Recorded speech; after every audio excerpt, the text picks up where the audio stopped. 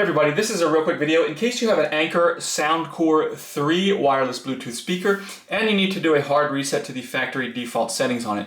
You're going to want to do this reset for one of two reasons. The first one is troubleshooting. If this speaker is not working for some reason, maybe it's not pairing with your phone or other device, or it's not connecting or syncing with Bluetooth, or keeps disconnecting. Any issues like that can very often be fixed with a factory reset. If you can't get it fixed and you want to buy a new speaker, I'll go ahead and put a link in the description to a good speaker at a good price. But anyways, the second reason you might want to do this is if you are, just for whatever reason, you want to delete all of the pairing history off of it so you can set this speaker up like you're setting up a brand new speaker.